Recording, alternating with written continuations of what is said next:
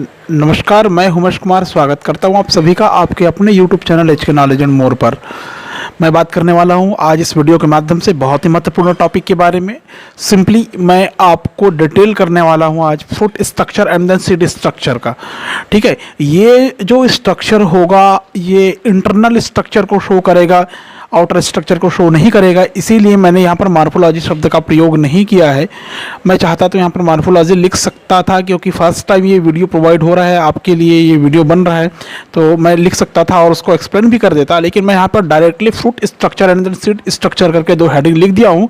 मैं कहने का मतलब मैं केवल आंतरिक संरचना के बारे में बात करूँगा, आउटर टू इनर की ओर जाएंगे हम लोग, बाहर से अंदर की ओर जाएंगे। आपको सारी संरचना स्पष्ट करूँगा मैं, कौन सी संरचना बनी होती है, कहाँ पर बनी होती है, किस प्रकार की ऊतक से बनी होती है। अगर वहाँ पर कंटेंट है तो मैं आपको एक्सप्लेन करने जा रहा हूँ ध्यान से सुनेंगे। बाद में मैं बात करूंगा सीड स्ट्रक्चर में डाइकोटिलेडन और मोनोकोटिलेडन सीड के बारे में, उसके स्ट्रक्चर के बारे में, किस किस प्रकार की संरचनाएं आपको देखने को मिल सकती है।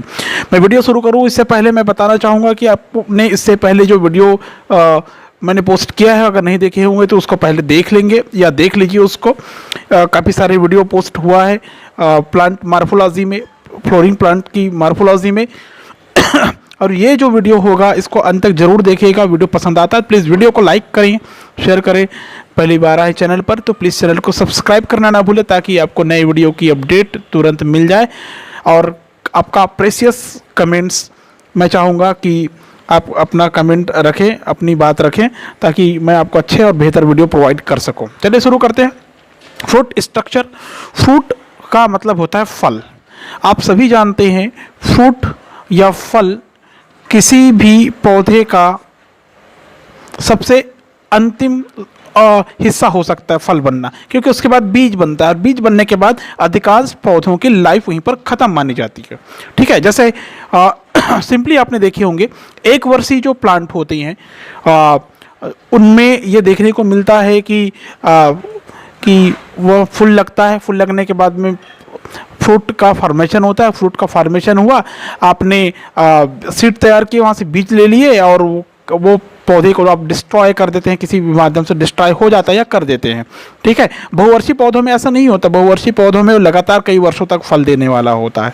तो आप समझ गए होंगे कि मैं किस ओर इशारा कर रहा हूँ। ठीक है, तो आप ये क्लियर कर लीजिए कि आफ्टर द फर्टिलाइजेशन अर्थात निषेचन के बाद जो ओवरी होता है वो मॉडिफाइड होकर फ्रूट का फॉर्मेशन करता है। ठीक है, मैं आपको शॉर्टकट तरीके में लिख रहा हूँ, आप चाहें तो इसको काफ़ी डिटेल और अच्छे से आप लिख सकते हैं। ठीक है, ज़्यादा डिटेल लिखूंगा तो वीडियो ज़्यादा लंबा होता है, तो ज़्यादा लेंदी हो जाएगा आपके लिए। ठीक है, तो फर्टिलाइजेशन की प्रक्रिया के दौरान, फर्टिलाइजेशन की प्रक्रिया के बाद ऐसा कहना चाहिए, आफ्टर द फर्टिलाइजेशन के बाद जो ओवरी होता है, ये ओवरी मॉडिफाइड होकर, कैसा होकर, मॉडिफाइड होकर फ्रूट का फॉर्मेशन करती है। किसका फॉर्मेशन करती है? फ्रूट का फॉर्मेशन करती है। कहने का मतलब ये जो फ्रूट होता है इसको हम लोग मैच्योर ओवम ओवरी कह सकते हैं, मैच्योर ओवरी कह सकते हैं। ये जो मैच्योर ओवरी है इसी को हम लोग फल के नाम से जानते हैं। क्लियर है? जितने भी फ्लोरिंग प्लांट होते हैं सभी में फर्टिलाइजेशन के बाद जो ओवरी होता है उसमें लगातार कई चेंजेस होते हैं, कई परिवर्तन होता है, और लास्ट में जो ओव्यूल होता है, बीजांड होता है और ओवरी होता है। जो बीजांड होता है या ओव्यूल होता है वो सीड का फॉर्मेशन करता है। ठीक है ना, ओव्यूल जो होता है वो सीड का फॉर्मेशन करता है, और जो ओवरी होता है वो फ्रूट का फॉर्मेशन करते हैं। इसको आप यहाँ पर नोट कर सकते हैं आप। ठीक है, आपने देखे होंगे जाइनेशियम की स्ट्रक्चर में, जायांग की संरचना में, ठीक है, ओवरी के अंदर जो दानेदार संरचना पाई जाती है उसको आप लोग कहते हैं ओव्यूल या अंडप बोलते हैं। अंडप से सीड का फॉर्मेशन होता है। अंडप से किसका फॉर्मेशन होता है? सीड का। और ओवरी से फ्रूट का फॉर्मेशन होता है। ये याद रखेंगे आप लोग, फ्रूट का फॉर्मेशन होता है। ठीक है, आप जब नोट्स बनाएं तो आप अपने तरीके से शॉर्टकट तरीका अपनाना चाहे तो शॉर्टकट अपनाइए, ज़्यादा डिटेल लिखना चाहे ज़्यादा डिटेल लिखिए, लेकिन वो मेन पॉइंट है जो मैं आप पर नोट कर दे रहा हूँ।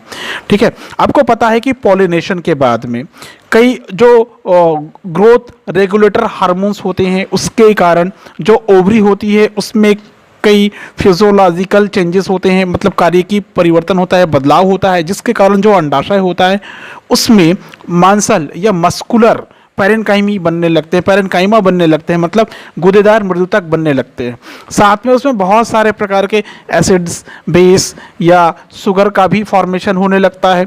इस प्रकार उन सब पदार्थों का उसमें जमा होता है। फलस्वरूप जो ओवरी की दीवार है वो क्रमशः मोटी होती जाती है। क्लियर है? क्रमशः मोटी होती जाती है और उस मोटी होने वाली दीवार को ही हम लोग यहाँ पर फल भित्ति या पेरिकार्प कहते हैं। एक एग्जाम्पल मैं यहाँ पर शो कर रहा हूँ आपके लिए, ध्यान से देखेंगे। ठीक है, और मैंने कहा जैसे हेडिंग है फ्रूट स्ट्रक्चर, तो यहाँ पर स्ट्रक्चर शो कर रहा हूँ, बड़े गौर से देखेंगे आप लोग। ठीक है, एक स्ट्रक्चर मैं यहाँ पर जो शो करने जा रहा हूँ, ये स्ट्रक्चर है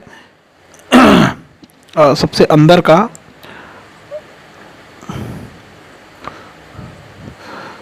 ये एप्पल का एक स्ट्रक्चर शो कर रहा हूँ। एप्पल के जो फ्रूट होते हैं उसका स्ट्रक्चर मैं यहाँ पर शो करके दिखा रहा हूँ आपको, आप ध्यान से देख सकते हैं। ठीक है, ये सबसे अंदर का भाग, सबसे भीतर का भाग है। ठीक है, सबसे अंदर है, भीतर का भाग है, जिसमें आपको ओव्यूल दिखाई देंगे। ऐसा मतलब इस प्रकार के ऐसा स्ट्रक्चर दिखाई दे सकते हैं इसमें। ठीक है, अंडक की संरचना दिखाई दे सकती है, या ऐसा शैक या कोष्ठ के रूप में आप देख सकते हैं, जिसको हम लोग ओवरी कहते हैं। ठीक है, इसके आउटर जो स्ट्रक्चर होगा वो कुछ इस प्रकार से होगा।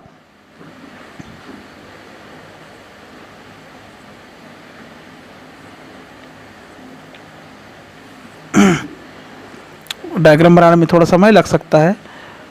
ठीक है, तो ये हो गया आपका एप्पल वाला हिस्सा। एप्पल तो सभी खाते होंगे, सभी ने देखे होंगे, तो ज़्यादा कंफ्यूज होने की ज़रूरत नहीं है आपको। तो लगभग इस प्रकार के स्ट्रक्चर में आपको एप्पल जब कटिंग करके देखेंगे तो आपको ये दिखाई देगा, या उस रूप में आप शो कर सकते हैं। ठीक है, ये इसका वो हिस्सा डंठल आपको ने देखे होंगे। क्लियर है?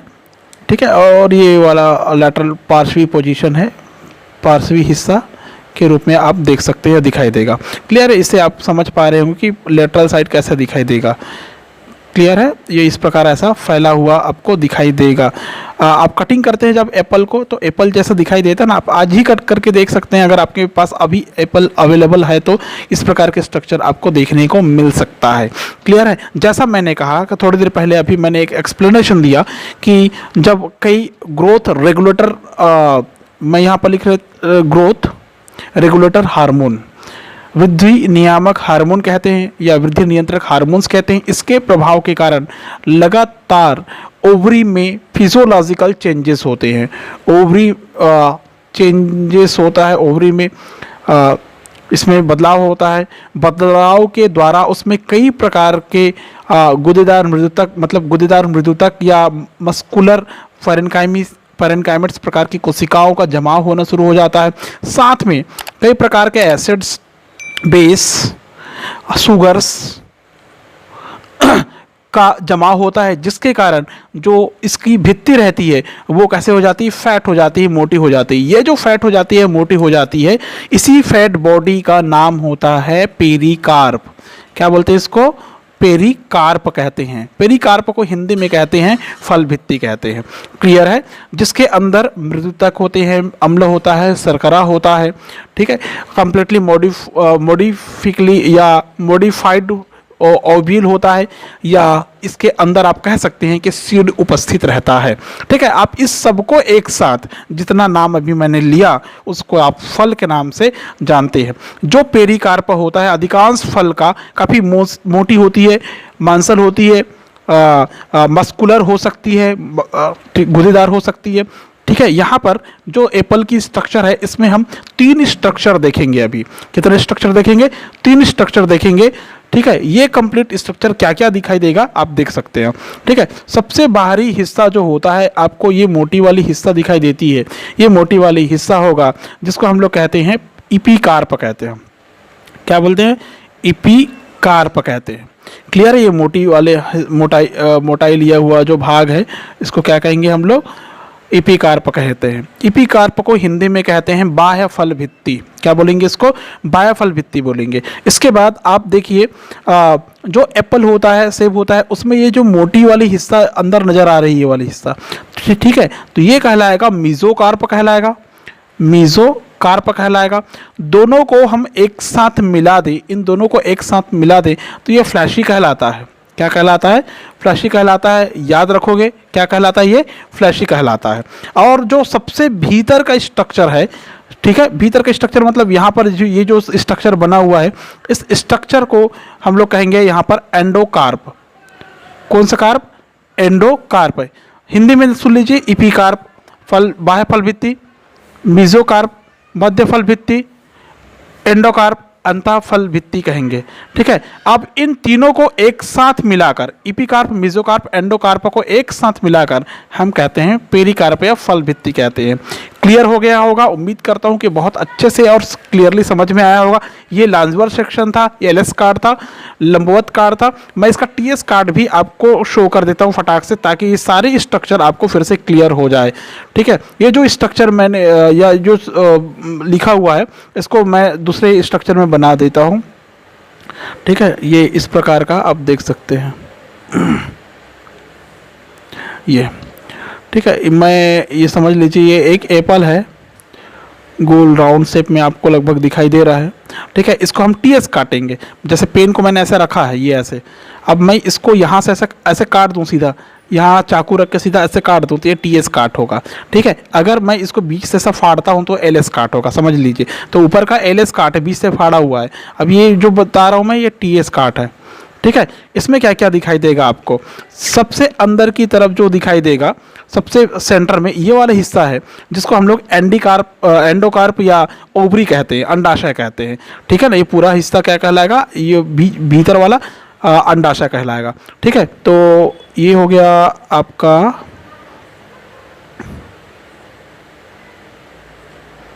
ये लगभग इस प्रकार का। ठीक है, बनना तो 5 चाहिए था, लेकिन यहाँ पर 4 बना। चलो यहाँ पर ऐसा बना देता हूँ मैं, ये 5। ठीक है, आप देख सकते हैं बीच का जो सेंटर का दिखाई दे रहा है। ठीक है, आप जैसे चाहें वैसा इसको कलरफुल कर सकते हैं आप अपनी इच्छा अनुसार। ठीक है, तो ये हो गया, ये क्या हो गया? एंडोकार्प। देखिए ये हो गया एंडोकार्प। क्लियर है? अब इसके बाहर की जो स्ट्रक्चर है, उसके बाहर की स्ट्रक्चर को कैसे दिखाई देगा? वो इस प्रकार का दिखाई देगा। देखिए यहाँ पर दोनों एक थोड़ा पास हो गया, तो इसको मैं थोड़ा सा इधर खींच के रहा हूँ ना, ये इस प्रकार का। क्लियर है?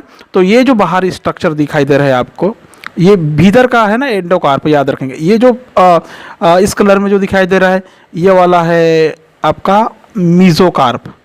क्लियर है? और सबसे बाहर दिखाई दे रहा है ये इपीकार्प, ये वाला इपीकार्प है। क्लियर है? आप देख सकते हैं, आप पूरा समझ सकते हैं। और ये भीतर का ही है, इसी को ओवरी कहते हैं हम लोग। क्या बोलते हैं इसको? ओवरी कहते हैं। यही बाद में विकसित होकर किसका निर्माण करती है? अंडाशय, फल का निर्माण करती है। आपको पता होना चाहिए। ठीक है, जितने भी प्रकार के फल जो अंडाशय से विकसित होते हैं, ठीक है, इसमें और कंटेंट ये आता है, ऐसे कई फल होते हैं जो अंडाशय से विकसित होते हैं। किससे विकसित होते हैं? अंडाशय से। मतलब ओवरी से बनने वाले फ्रूट को हम लोग ट्रू फ्रूट कहते हैं। क्या कहते हैं? ट्रू फ्रूट कहते हैं, सत्य फल कहते हैं। याद रखिए, समझ में आए? अंडाशय से विकसित होने वाले फल को ट्रू फ्रूट कहते हैं। ठीक है, लेकिन जब कभी कभी पुष्प के दूसरे और अनेक जो भाग होते हैं, जैसे थैलेमस वगैरह है, पुष्पासन वगैरह है, ये थैलेमस या पुष्पासन, ठीक है, थैलेमस या पुष्पासन, इसके अलावा जो कैलिक्स एंड कोरोला है, इससे अगर कोई फ्रूट का फॉर्मेशन होता है, ये हो जाता है, याद रखिए, तो ऐसे फलों को फॉल्स फ्रूट कहते हैं। क्या कहते हैं? फॉल्स फ्रूट कहते हैं। इसको हिंदी में कूट फल और इसको हिंदी में सत्य फल कहेंगे। ठीक है ना? तो समझ में आया? तो इसका जो एग्जाम्पल है कूट फल का, फॉल्स फ्रूट का, इसके एग्जाम्पल में क्या क्या मिलेंगे? कूट फल की बात कर रहे हैं हम, फॉल्स फ्रूट की बात कर रहे हैं, तो इसमें मिलेगा मैंगो है, पपाया है, गुआवा है, लाडिस फिंगर वगैरह है। ये सारे आपको देखने को इसमें मिलेगा। मैं यहाँ पर नाम नोट कर लेता हूँ कुछ। जैसे ट्रू फ्रूट की बात कर रहे हैं हम, सत्य फल की बात कर रहे हैं। ठीक है ना? सत्य फल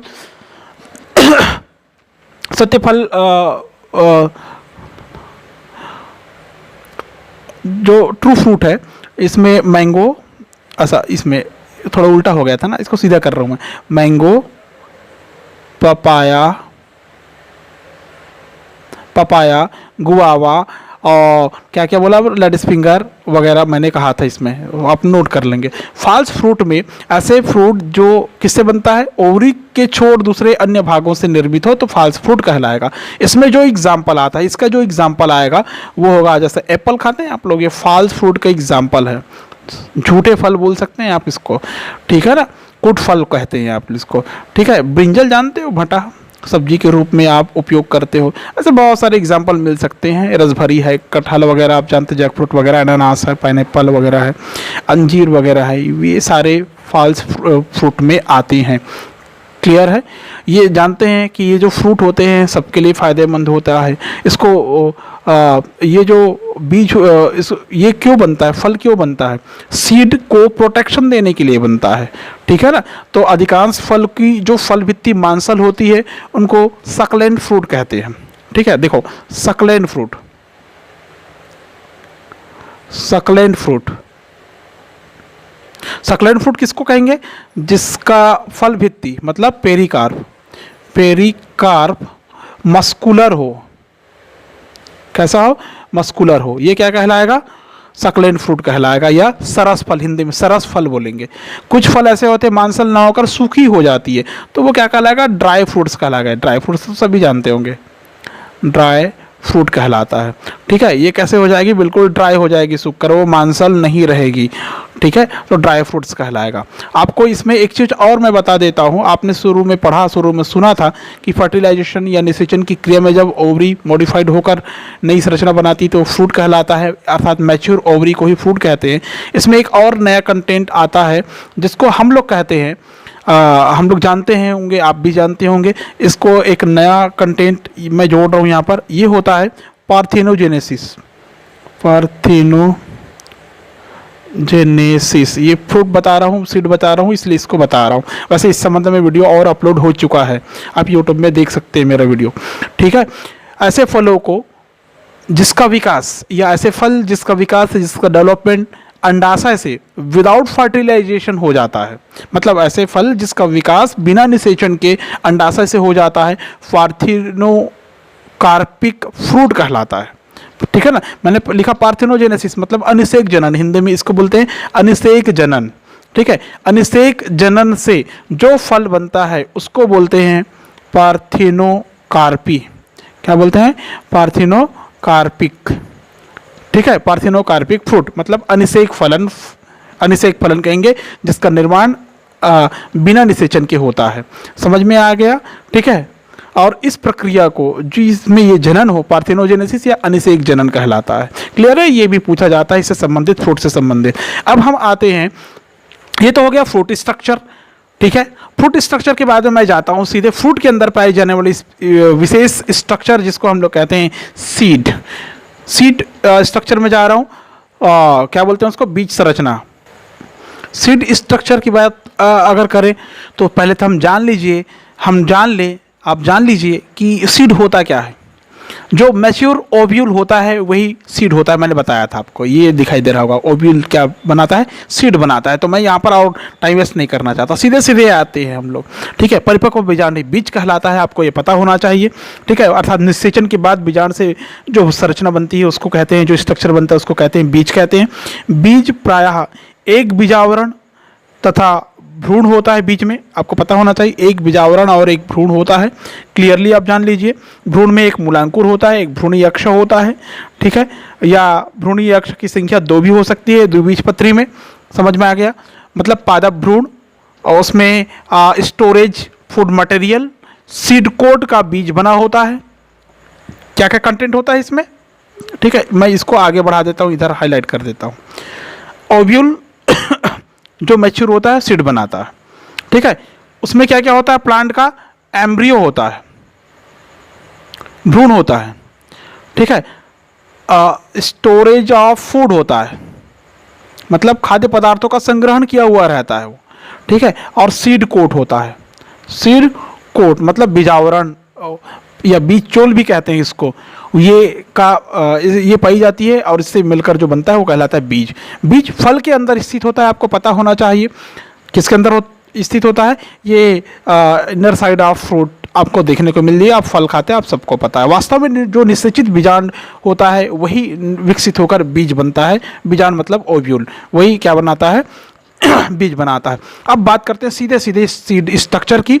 तो जो बीज होता है, स्ट्रक्चर ऑफ सीड होता है, उसमें क्या क्या देखने को मिल सकता है आपको ये पता होना चाहिए। वो इसलिए पता होना चाहिए क्योंकि कई बार कंटेंट पूछा जाता है कि किन किन चीज़ों से मिलकर बीज का फॉर्मेशन होता है।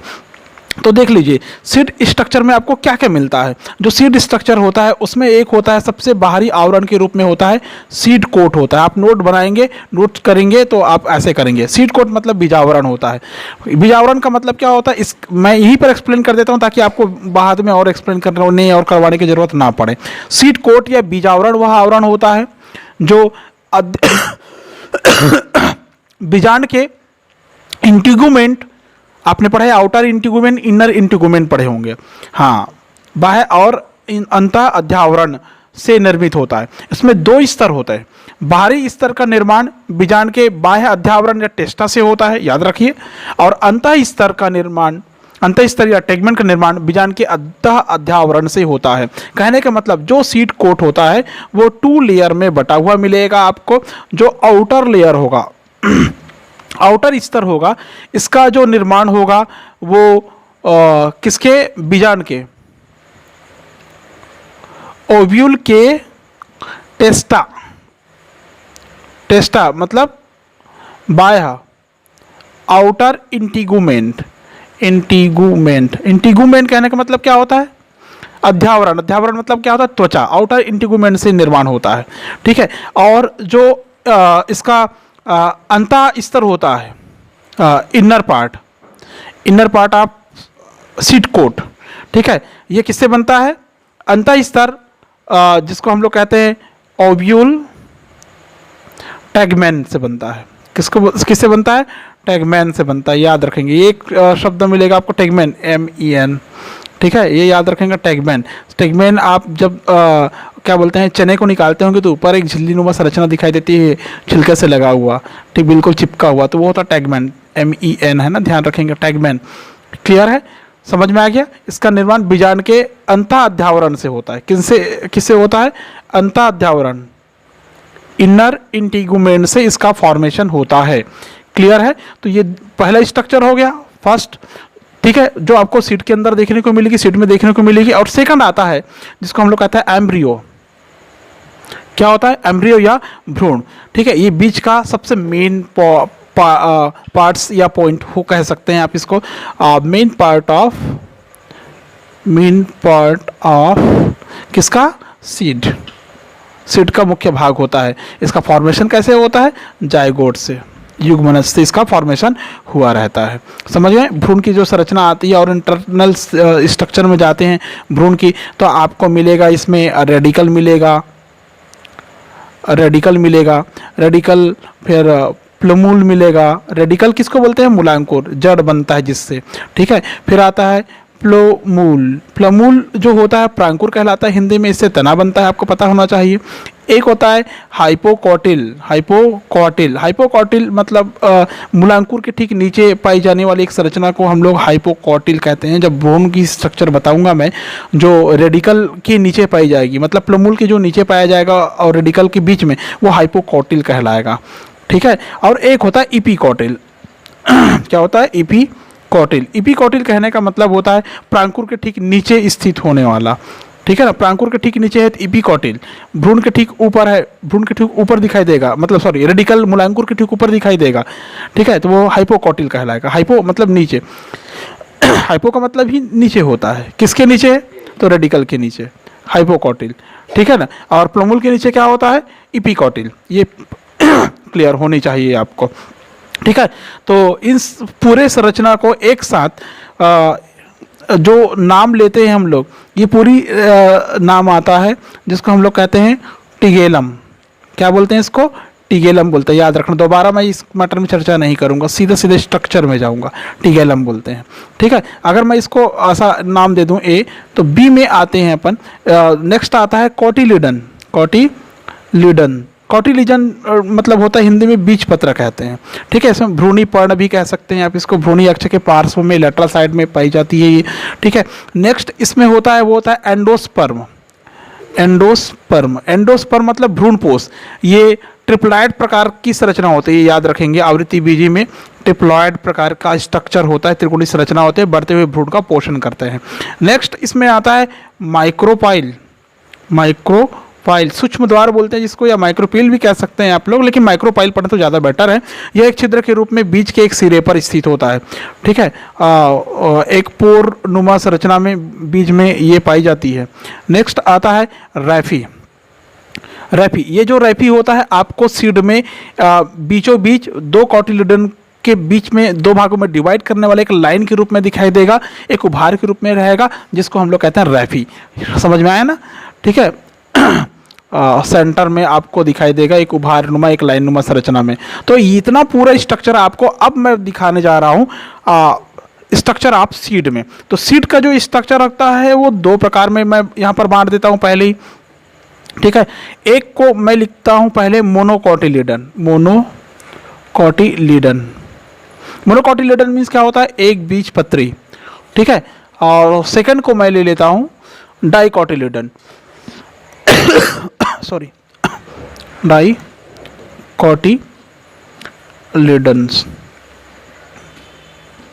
ठीक है, कोटिलीडनस। क्लियर है। डाइकोटिलीडन मीन्स होता है द्विबीजपत्री, मोनोकोटिलीडन मीन्स एक बीजपत्री। अब आप कहेंगे इतने शॉर्ट में, इतने जगह में, कम जगह में कैसे बताएंगे, तो ये पॉसिबल है। देखिए मैं कैसे पॉसिबल करता हूँ। यही वो कंटेंट है जो आपको मैं इसमें लिख के दिखा रहा हूँ। ये शॉर्ट नोट है, याद रखिए हमेशा, ठीक है। ये रखिए संभाल के, इसको बनाइए आप भी, आपको हमेशा फायदा मिलेगा। तो मैं सबसे पहले जा रहा हूँ मोनोकोटिलीडन में। मोनोकोटिलीडन की जब बात करते हैं हम लोग, एक बीजपत्री संरचना की बात करते हैं, तो आपको पता होना चाहिए कि जो एक बीजपत्री बीज होता है वो प्रायः भ्रूणपोषी नेचर के होते हैं, ठीक है ना। कौन से नेचर के होते हैं, भ्रूणपोषी बीज होते हैं। क्लियर है। उनमें से कुछ अभ्रूणपोषी भी होते हैं, उदाहरण है आर्किड, ये याद रखेंगे। मैक्सिमम टाइम जो मोनोकोटिलीडन का जो बीज होता है वो कैसा होता है, भ्रूणपोषी बीज होते हैं, ठीक है। कुछ में ये अभ्रूणपोषी भी हो सकते हैं, जिसकी विशेषता यह है कि इसकी फल भित्ति बीज चोल में या सीड कोट में चिपका हुआ या समेकित रहता है, ठीक है। फॉर एग्जाम्पल देख लीजिए आप लोग, इसमें जो एग्जाम्पल मैं अभी शो करूंगा वो होगा मेज़ या मक्का का।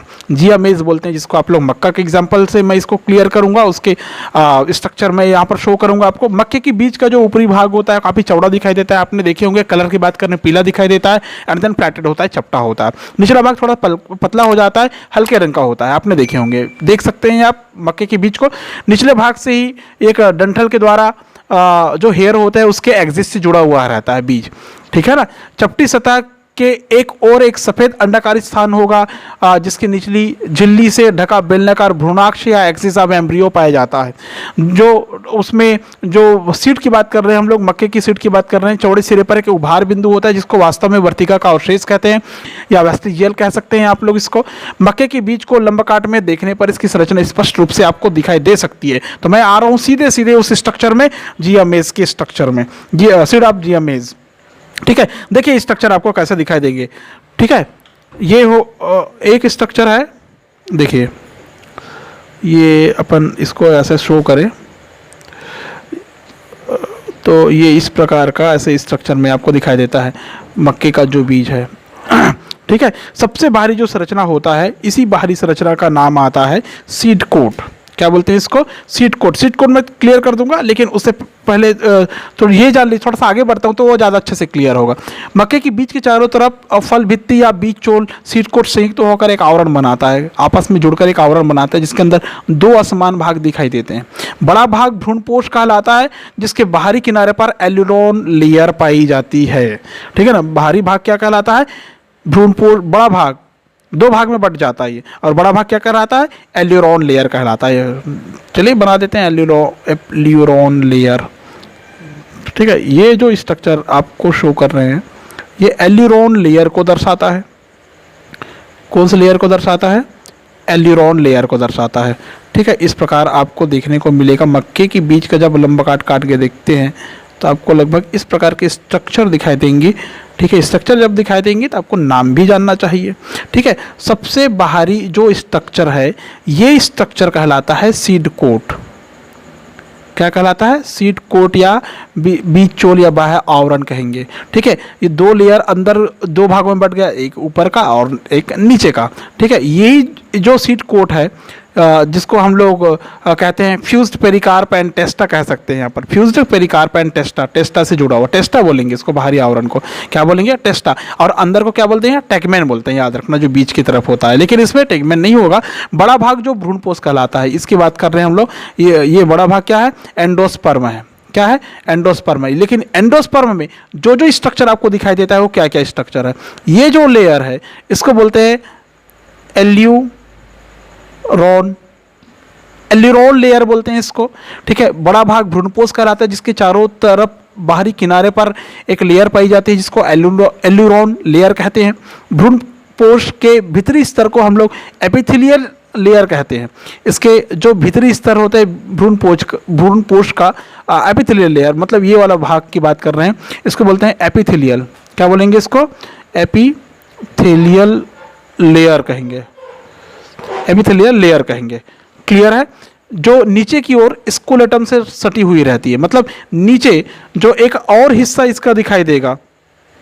ठीक है, एक और हिस्सा इसका दिखाई देगा, वो इस प्रकार का जो लगभग इसी से सटा हुआ आप देख सकते हैं, इसी से सटा हुआ आपको दिखाई देगा। ये इस प्रकार के ऐसा स्ट्रक्चर आपको देखने को मिल सकता है इसमें।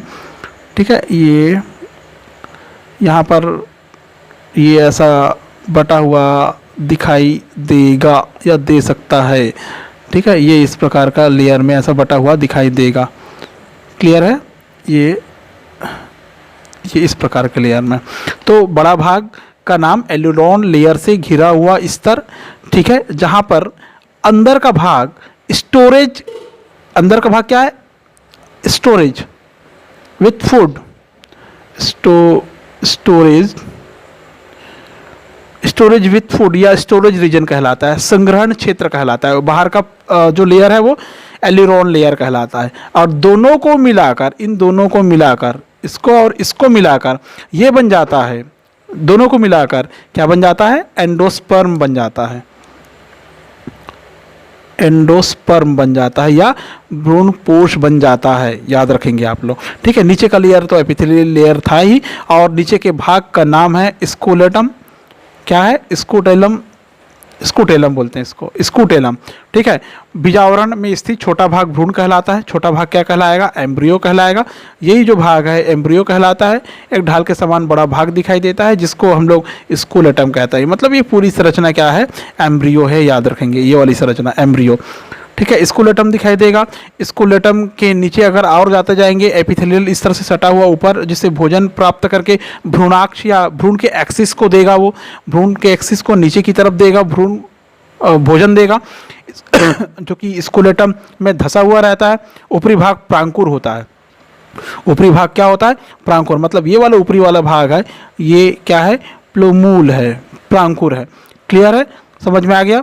प्लूमूल, यहाँ पर जो हम लोग एक्सिस की बात कर रहे हैं ना, ये है एक्सिस, एक्सिस ऑफ एम्ब्रियो, भ्रूणाक्ष बोलते हैं इसको, भ्रूणी अक्ष।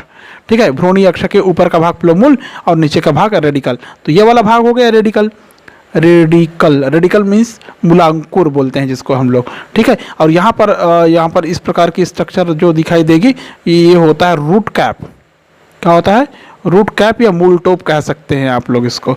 समझ में आ गया? ठीक है, जो कि स्कूलेटम में धसा होता है, ऐसा करके आपने पढ़ा, एपिथेलियल स्तर से सटा है, स्कूलेटम में धसा हुआ है। ठीक है, बाहरी भाग जो प्रांकुर होता है, छोटी छोटी पत्तियों से ढका होता है। जो पत्तियों से ढका होता है उसको कोलियोप्टाइल कहते हैं। ठीक है, ये जो अभी मैंने कहा कि पत्तियों से ढका हुआ बाहरी भाग, जो प्रांकुर ढका हुआ है छोटी छोटी पत्तियों से, उसको कोलियोप्टाइल कहते हैं। मतलब ये जो पत्ती, ये जो स्ट्रक्चर है, ये वाली स्ट्रक्चर, इसको बोलते हैं कोलियोप्टाइल। कोलियोप्टाइल प्रांकुर चोल कह सकते हैं, मतलब प्रांकुर को ढकने वाले का आवरण।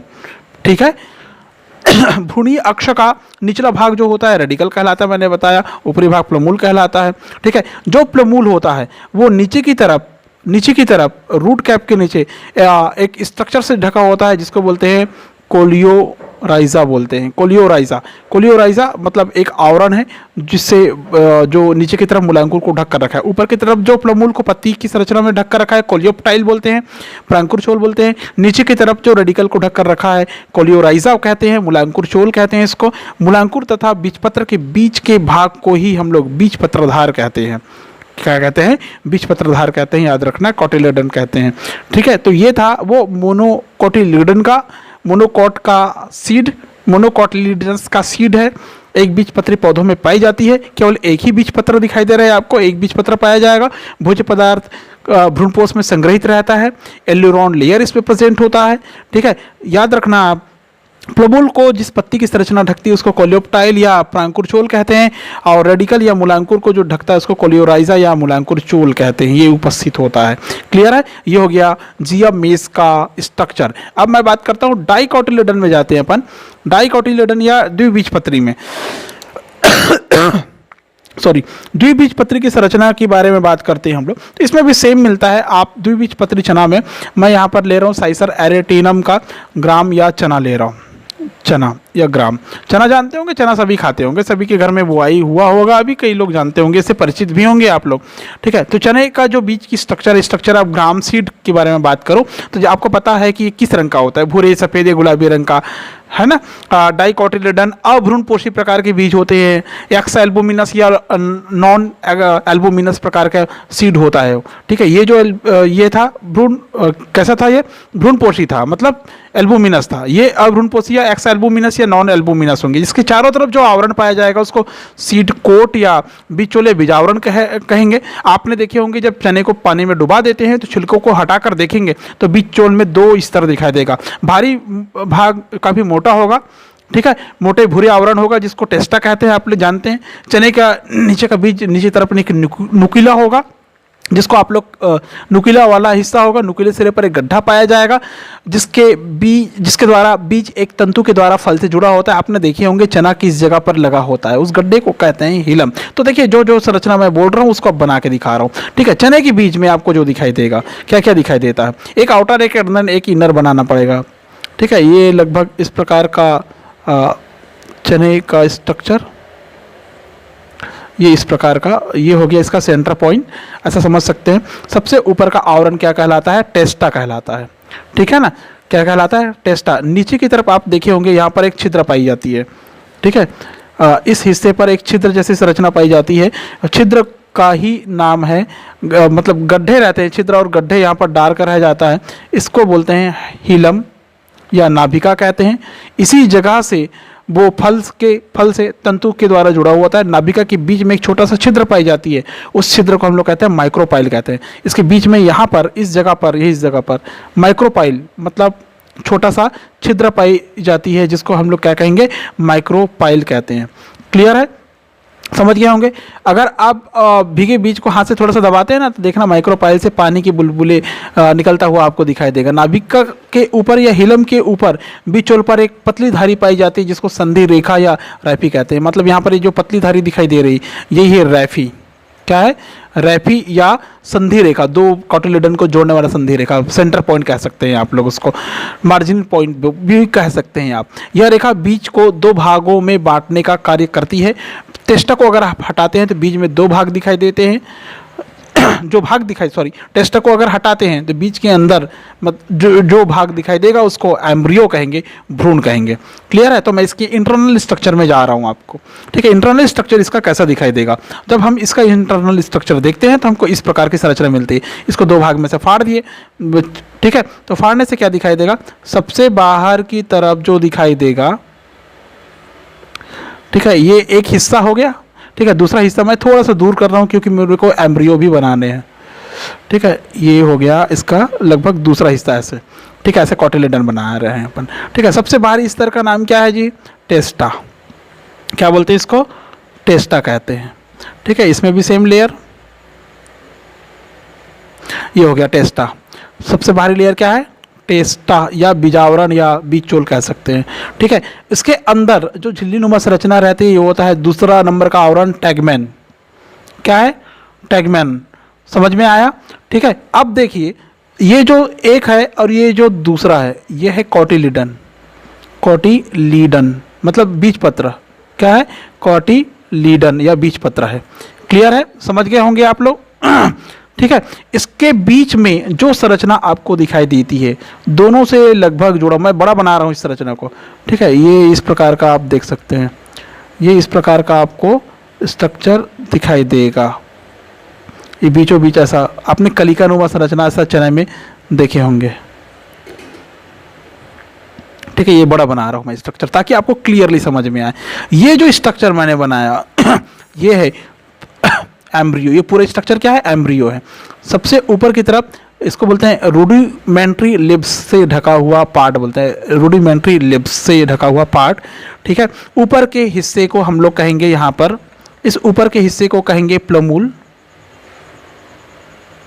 नीचे के हिस्से को कहेंगे रेडिकल।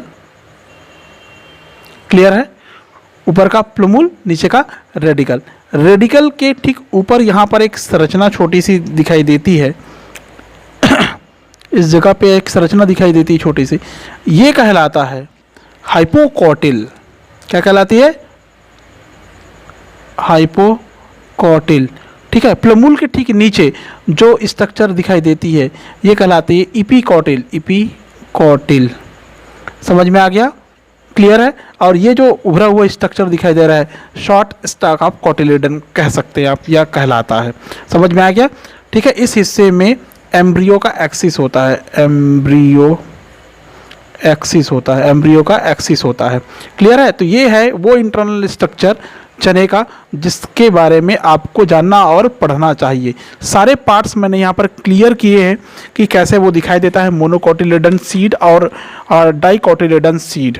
मोनोकोटिलीडन सीड का जैसे मैंने आपको थोड़ा सा डिटेल बताया था, डाइकोटिलीडन का भी सुन लीजिए। जितने भी डाइकोटिलीडन प्लांट होते हैं उसमें ये डाइकोटिलीडन सीड पाई जाती है।